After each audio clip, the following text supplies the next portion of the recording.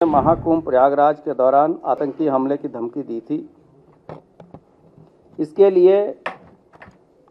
हमारी जो विशेष यूनिटें हैं तथा केंद्रीय बल को भी सतर्क किया गया था। वो ड्रोन के माध्यम से गोला बारूद और असलाह पाकिस्तान बॉर्डर से इंडिया में लाता था। पाकिस्तान में बैठे 3 आईएसआई एजेंटों के संपर्क में यह व्यक्ति था। महाकुंभ के दौरान जो चेकिंग और पुलिस की मुस्तैदी वहाँ थी, इसके कारण ये वहाँ कोई घटना कारित करने में सफल नहीं हो पाया। माननीय मुख्यमंत्री जी के नेतृत्व में उत्तर प्रदेश में जो अपराध और अपराधियों के प्रति जीरो टॉलरेंस तथा उत्तर प्रदेश को आतंकी एवं राष्ट्र विरोधी तत्वों से अवमुक्त करने की नीति के अनुपालन में उत्तर प्रदेश पुलिस तथा इसके विशेष बल जैसे एसटीएफ तथा एटीएस लगातार कार्य कर रही है। आप सभी अवगत हैं कि महाकुंभ के आयोजन के पहले ऐसे विघटनकारी तत्वों के द्वारा जो कि देश और विदेश में मौजूद थे, उनके द्वारा गड़बड़ी फैलाने की तथा कुछ ऐसी घटनाएं कारित करने की सूचना दी गई थी और यह सूचना विभिन्न एजेंसियों के माध्यम से हम लोग को प्राप्त हुई थी। उसी के क्रम में एक महत्वपूर्ण सफलता उत्तर प्रदेश के एटीएस को बीती रात मिली है और ये कार्रवाई उत्तर प्रदेश पुलिस की एसटीएफ तथा पंजाब पुलिस के द्वारा जॉइंट ऑपरेशन में की गई है। इस ऑपरेशन के तहत दिनांक 6/3/25 को बब्बर खालसा इंटरनेशनल एवं आईएसआई के मॉड्यूल का सक्रिय आतंकवादी लजर मसीह पुत्र कुलविंदर को कौशाम्बी से गिरफ्तार किया गया है। अभियुक्त का पूरा नाम लजर मसीह पुत्र कुलविंदर, निवासी ग्राम कुरलिया, थाना रामदास, अमृतसर, पंजाब है। जो बरामदगी हुई है उसमें 3 सक्रिय हैंड ग्रेनेड, 2 अदद सक्रिय डेटोनेटर,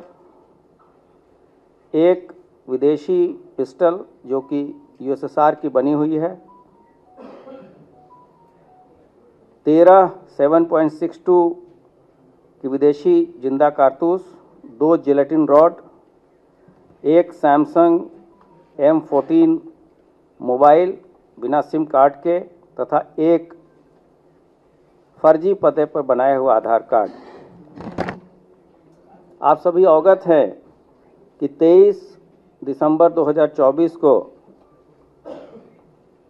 विभिन्न एजेंसियों से प्राप्त सूचना तथा पंजाब पुलिस के द्वारा प्राप्त सूचना के आधार पर पीलीभीत पुलिस तथा पंजाब पुलिस के द्वारा संयुक्त ऑपरेशन में 3 आतंकवादी मारे गए थे और उस मुठभेड़ में भारी संख्या में असलाहों की बरामदगी भी हुई थी। तब उनके द्वारा पंजाब में कई आतंकवादी घटनाएं कारित की गई थी, जिसमें विभिन्न पुलिस चौकियों पे हैंड ग्रेनेड फेंके गए थे। उसमें वो लोग वांछित चल रहे थे। इसके प्रक्रिया स्वरूप खालिस्तानी आतंकी गुरपतवंत सिंह पन्नू, जिसको पन्नू के नाम से जानते हैं और जो अमेरिका में न्यूयॉर्क में रहता है, तथा अन्य जो इनपुट हमारे पास आ रहे थे, उसके द्वारा उसने महाकुंभ प्रयागराज के दौरान आतंकी हमले की धमकी दी थी। इसके लिए हमारी जो विशेष यूनिटें हैं तथा केंद्रीय बल को भी सतर्क किया गया था तथा इस तरह के जो भी अलर्ट्स आते थे समय समय पे, आप लोगों के द्वारा भी जब क्वेरी होती थी तो हम लोग बताते थे कि हम लोग पूरी तरीके से इस पे काम कर रहे हैं और हमारी टीमें लगातार सतर्क थी। इस पर्टिकुलर ऑपरेशन के लिए हम लोगों ने एसटीएफ के जो अपर पुलिस अधीक्षक हैं लाल प्रताप सिंह और उनकी टीम को पंजाब पुलिस की टीम को आतंकवादी लजर पुत्र कुलविंदर की मौजूदगी की सूचना प्राप्त हुई और ये भी चीज़ें प्राप्त हुई कि इसने फर्जी अभिलेखों के आधार पे गाजियाबाद में से एक आधार कार्ड बनवाया है और इस आधार कार्ड के माध्यम से वो फर्जी पासपोर्ट के लिए भी उसने अप्लाई किया है और इसके पास कुछ ऐसे गोला बारूद हैं जिसके द्वारा ये महाकुंभ के दौरान कोई विध्वंसकारी घटना कर सकता है। पंजाब पुलिस के अनुसार जो सूचना मिली थी उसके अनुसार ये खूंखार आतंकवादी आईएसआई के साथ लगातार संपर्क में था और पंजाब में बैठे हुए उसके हैंडलर तथा अन्य अपने साथियों के माध्यम से वो ड्रोन के माध्यम से गोला बारूद और असलाह पाकिस्तान बॉर्डर से इंडिया में लाता था और जिसका फर्दर डिस्ट्रीब्यूशन वो अपने साथियों के साथ और अन्य लोगों को पंजाब प्रांत में करता था। इस सूचना के बाद से उसकी फोटोग्राफ प्राप्त की गई और हमारी टीम पंजाब पुलिस के साथ लगी और इस दौरान हम लोग इस तरह से पूरी तरह सतर्क थे कि अगर कोई एक्टिव ऑपरेशन होगा तो इसको कैसे हम लोग अस्पताल इत्यादि ले जाने की व्यवस्था करेंगे। बीती रात लगभग 3:15 पे थाना क्षेत्र कोखराज से इसे जो चीज़ें रिकवर हुई थी उसके साथ हम लोगों ने गिरफ्तारी की है। जो तत्काल इससे पूछताछ अभी तक हुई है उससे जो तथ्य प्रकाश में आए हैं वो ये है कि पाकिस्तान में बैठे 3 आईएसआई एजेंटों के संपर्क में यह व्यक्ति था। ये आर्म्स और हीरोइन की तस्करी के मामले में जेल गया था और जेल के अंदर गैंगवार के दौरान इसे चोट लगी थी और उसी क्रम में इसका इलाज गुरु नानक देव हॉस्पिटल अमृतसर में चल रहा था। उस दौरान ये पुलिस हिरासत से और जुडिशियल कस्टडी से 24/9/2024 को यह फरार हो गया था। फरार होने के बाद से 23/10/2024 को बब्बर खालसा इंटरनेशनल के जर्मन बेस्ड मॉड्यूल का हेड जो स्वर्ण सिंह उर्फ जीवन फौजी के कहने पे इसने बटाला पंजाब में फिरौती हेतु एक व्यक्ति की गोली मारी थी और उसके उपरांत ये सोनीपत, दिल्ली आदि स्थानों पर छिप के रह रहा था। पीलीभीत इनकाउंटर में मारे गए आतंकी वीरेंद्र सिंह उर्फ रवि जो कि गुरदासपुर का रहने वाला था, उससे भी लजर की कई बार वार्ता हो चुकी थी। तो यह स्पष्ट है कि जो पीलीभीत में लोग मारे गए थे उनको भी इसके द्वारा असलाह तथा हैंड ग्रेनेड जिसका उपयोग उन्होंने विभिन्न पंजाब में जो घटनाएं उन लोगों ने कारित की थी उसमें जो गोला बारूद मुहैया कराया गया था वो इसी के द्वारा और इसके साथियों के द्वारा मुहैया कराया गया था। इसके अलावा मुक्तसर जेल में जब ये बंद था तो वहाँ भी इसकी पहचान अन्य कैदियों से हुई जो कि पाकिस्तान बेस्ड आईएसआई एजेंट के टच में थे।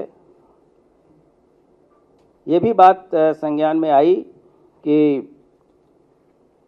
इनके और इनके साथियों के द्वारा पंजाब बॉर्डर से ड्रोन के माध्यम से विदेशी असलहे, ग्रेनेड तथा मादक पदार्थ जैसे कि हीरोइन आदि की सप्लाई प्राप्त की जाती थी। इसमें अभी जो है इस चीज़ों को पंजाब पुलिस के साथ शेयर करके आगे की विवेचना भी देखी जाएगी। इसमें यह भी बताना उचित होगा कि जब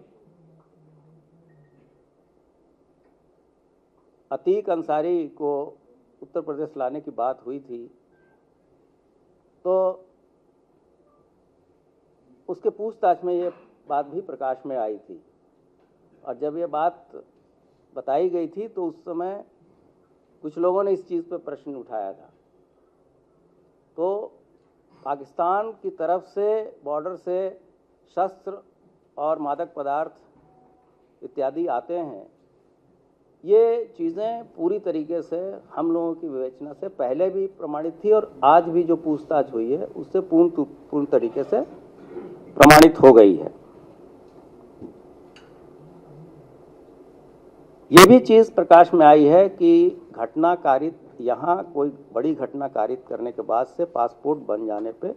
इसको पुर्तगाल जाने की इसकी प्लानिंग थी।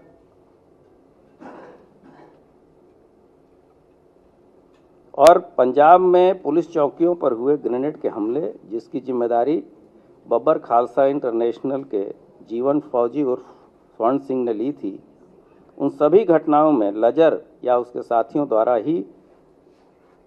हैंड ग्रेनेड उपलब्ध कराए गए थे। हैंड ग्रेनेड और रिकवरी की चीज़ें हैं, उसके फोटोग्राफ अभी हम लोग आपको अपने ग्रुप पे शेयर कर देंगे। इसी तरीके से उसने कुछ और साथियों के भी नाम बताए हैं जो कि कुछ लोग यूएसए में रहते हैं, कुछ लोग पुर्तगाल में रहते हैं, कुछ लोग कतर में रहते हैं, और इससे ये सिग्नल ऐप पे बातचीत करता है। जैसा कि मैंने बताया कि इसकी प्लानिंग घटना के बाद पुर्तगाल जाने की थी, लेकिन महाकुंभ के दौरान जो चेकिंग और पुलिस की मुस्तैदी वहाँ थी, इसके कारण ये वहाँ कोई घटना कारित करने में सफल नहीं हो पाया, और इस दौरान वो कौशाम्बी, लखनऊ तथा कानपुर में जगह जगह बदल के इस दौरान ठहरा है। ये उसका कहना है। इन चीज़ों को हम आगे भी वेरीफाई करेंगे कि ये कहाँ कहाँ रहा है इस दौरान और किसके संपर्क में रहा है।